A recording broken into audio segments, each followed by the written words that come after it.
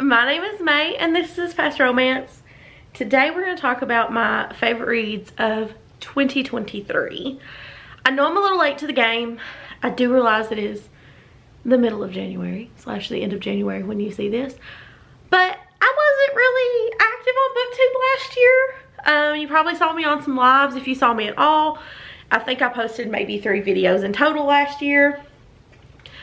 So just being back and being consistent has been great for my mental health, has really helped me.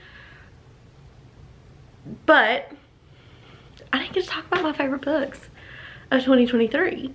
And so we're going to do that today because I think you all should know what my favorite books I read in 2023 were. Did they all come out in 2023? No. In fact, I don't think any of them came out in 2023. But that's okay. That is a-okay. So I'm going to be using my phone. I do have some of the books physically, but I do have them ranked on my phone. So, coming in at number 5 for the year of 2023 was Formula for Seduction by Amelia Simone. This was a very Ted Lasso book, which is why I picked it up. I picked this up on one of the Stuff Your Kindle days. I did a vlog about it, and I'm pretty sure it's the only book I read during that vlog. So, it follows Coach Ben. He's very Ted Lasso. He coaches college football. And Professor Carly, she gets volunteered by their dean. She's a data analyst professor, and she gets volunteered by the dean to help the football team. So in return for her helping the football team, Coach Ben helps her with a raunchy to-do list.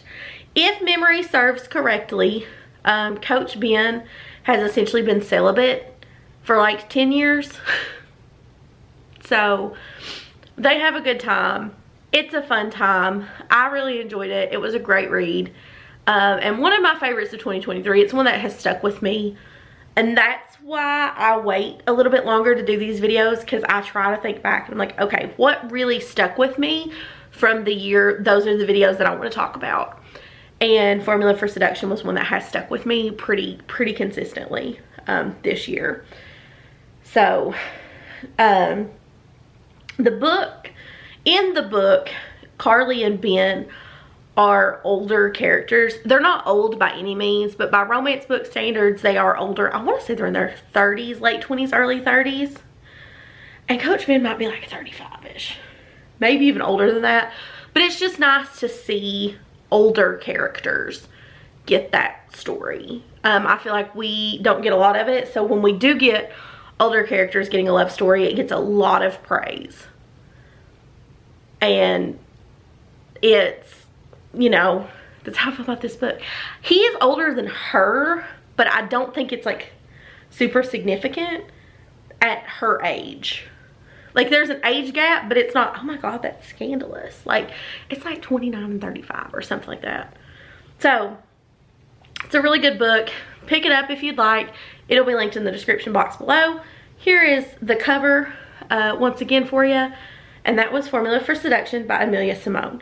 Now coming in at number 4 is another Lasso-ish-esque book, but it is based on another set of characters in my head. This book came out well before Ted Lasso. I want to say it even came out before the commercials were a thing.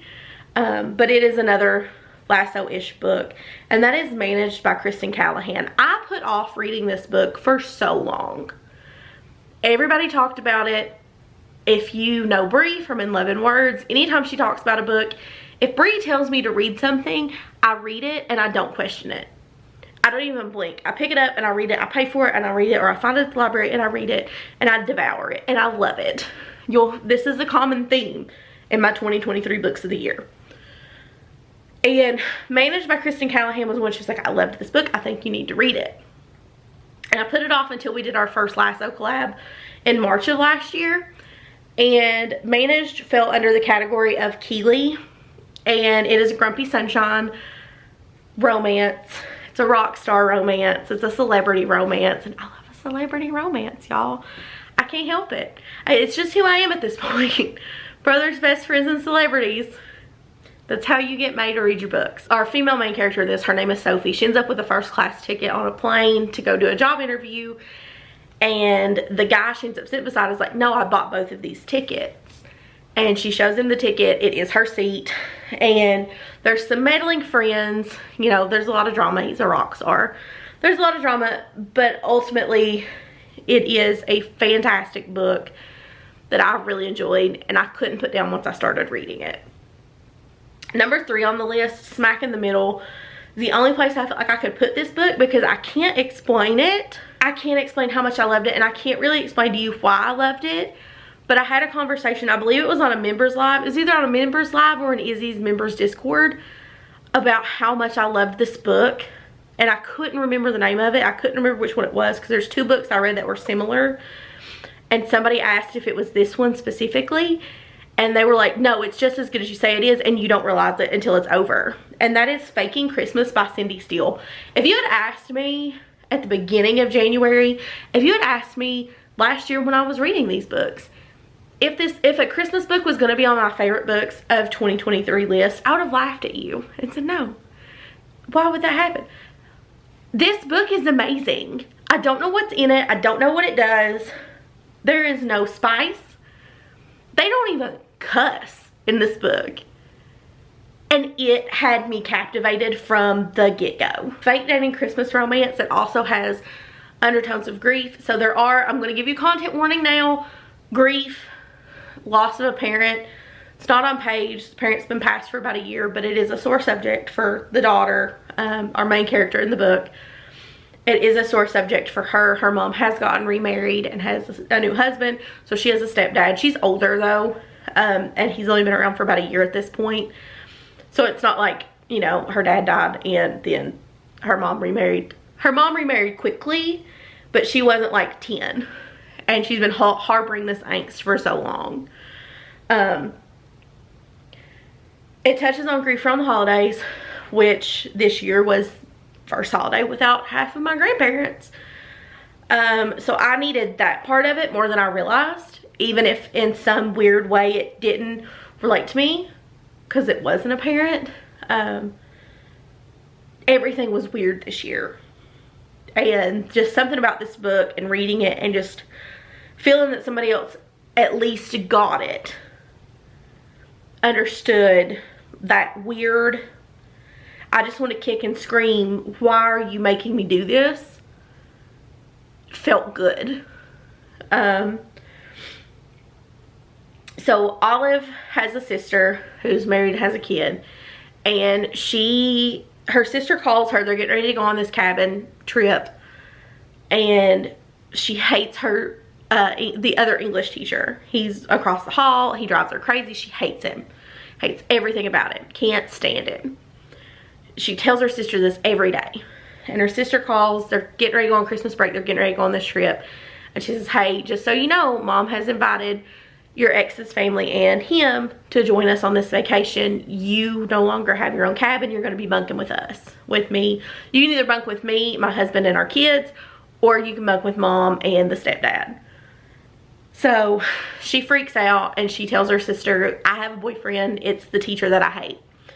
Ends up, the teacher she can't stand, and she thought she was in the clear. The teacher she can't stand, his family owns the property that she's staying at, and he shows up to help during the Christmas break. And her sister figures it out before she does that he's there, approaches him and is talking to him, and she's like, oh my God, does she know you're here? I can't believe you'd come to surprise her. And he plays along. He is a great sport. He is so good to her. And he was like, I thought we were flirting. And she's like, no, I hate you. And he's like, no, no, no, we've been flirting. I like you. It was so, so sweet. It was so good. And then, you know, just when I got to the end, I was telling Izzy about it, and it just hit me all of a sudden, and I went, Izzy, they didn't even bone. I said, there was no spice. I don't even think they cussed. Like, that's how good this book is. I didn't realize that until it was over. So if you want a really good fake dating Christmas rom-com, now, later this year, whenever, check out Faking Christmas by Cindy Steele, because I love this book and I might even reread it this year. If you've been here long enough, you know, May does not reread anything. Book number 2 on this list, and this was hard, narrowing down between these 2 books and figuring out which one was number 2 and which one was number 1. It's probably one of the hardest things I've done in the last couple of days. But the number 1 book for me this year is Archer's Voice by Mia Sheridan. This is a special edition copy that I got from my local indie bookstore. It came out around Black Friday, I think. It's what I was told. Anyway, it's beautiful. So not only is the like sleeve beautiful, if you take it off, and I'll show you without it, it's gorgeous. It is stunning. It's gold, got gold flake. It has sprayed edges. But the best part of this version is that Mia Sheridan has annotated it and then left you space to go through, reread, and annotate on your own. I loved Archer's Voice, and I don't typically go for books like this, but again, this is one of Brie over at In Love and Words' favorite books. She told me to read it. She told me to read it forever ago. I read it on my Kindle, and I just adored it. I loved it so much. So I bought this version. I went to pick up Pucking Around at my local bookstore, and they had this on the table as you went in. As you went by for the romance books, it was like new in or something, and they only had 3.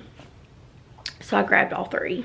So I grabbed one for me, I grabbed one for Izzy, and I grabbed one for somebody else that I haven't shipped yet because it's me, and of course I haven't shipped it.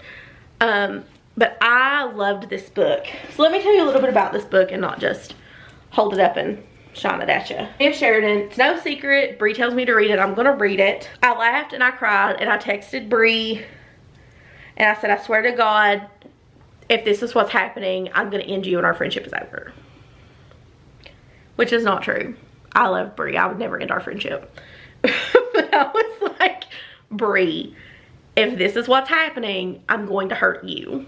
I'm gonna hurt you. I'm gonna hurt Mia Sheridan. I'm gonna throw this book at the wall. I'm gonna throw my Kindle out the window. I'm gonna put it in the pool. It wasn't what happened, but they make you think something big happened. It was an emotional roller coaster in the very best way. So Archer is mute, and he, you know, he had people that took care of him, and they passed. So he's just this scraggly looking. They treat him like a town leper almost. And Brie moves to town and she sees him and is essentially like in love with him from that moment on. And she's good to him. She takes care of him. She helps him out.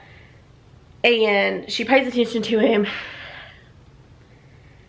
And he's so sweet and loving. And Brie just helps him be who he needs to be, who he should be, who he would have been if things had been different.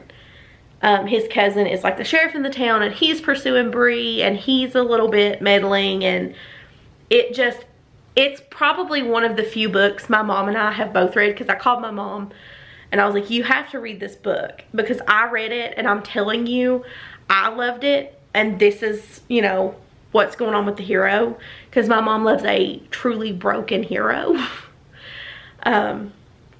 I was like, this is what's going on with the hero. Mom, you have to read this book because I'm telling you, you're going to love it. She read it. It's probably one of the only books she and I gave 5 stars. Both of us have given it 5 stars. Archer's Voice is fantastic. If you've not read it, you know, go into it knowing that it's an emotional roller coaster. I don't know that I can give you enough trigger warnings. It's not dark by any means. It's just emotional. So just go into it knowing that, and you'll be okay. I went into it with very little expectation other than Brie loves this book. I'm going to give it a shot.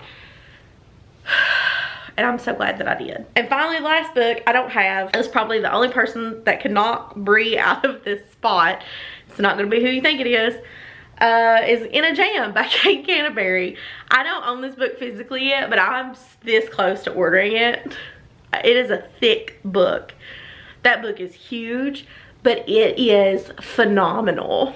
In a Jam has everything I never knew I needed in a romance book. This is a Steph recommendation. Back in August, Izzy and I did a 24-ish hour readathon where we read for actually like 36 hours because we took breaks to sleep. And the whole time I read in a jam. I got people reading it with me through the live stream and stuff. I got like 4 people reading it with me. This book has a little bit of everything, but my favorite thing about this book is it is an uncle who's being a single dad to his niece. Her dad's not around. Mom's in jail. He gets the little girl and adopts her. And she has the mouth of a sailor. And it is so funny. She's like 7. She's the mouth of a sailor, and it is hysterical. She cusses at the chickens. She cusses at the dogs. She cusses at him. She uses them in the right way too. Like, she's not just saying them to be saying them. She knows how to say them. She knows when to use them. She knows how to do it.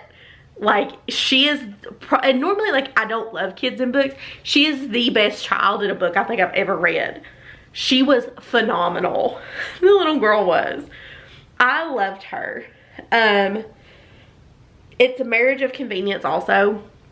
They get married kind of on paper so that our female main character, whose name has just left my brain, can inherit her step-grandmother's tulip farm. I think it's tulips.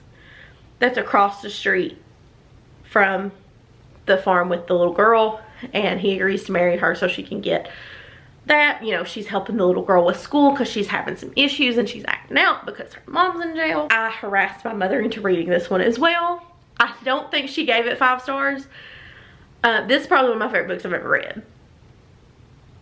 It has the sweetest, most adorable plot twist of a book.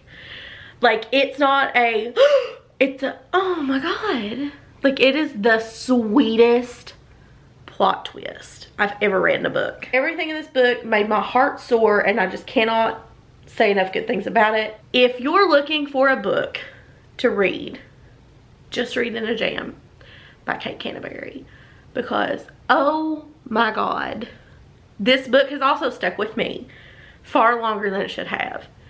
I loved everything about this book, and I would love to read it again. So those are my top 5 reads of 2023. I didn't read a lot in 2023. It was an emotional year. And I was kind of a disaster of a human, which I always am, but it was a little extra last year. So those are my top 5 reads for 2023. I hope you enjoyed this video. If you did, leave me a flower emoji, because I'm looking at the Archer's Voice. Leave me some form of flower emoji down below. Let me know what your top read of 2023 was, if you haven't already told the entire internet. And even if you have, just let me know, because there's a chance I haven't seen it yet. Until next time, y'all, be good to yourself, take care of yourself, and I'll catch you in my next video. Bye, everyone.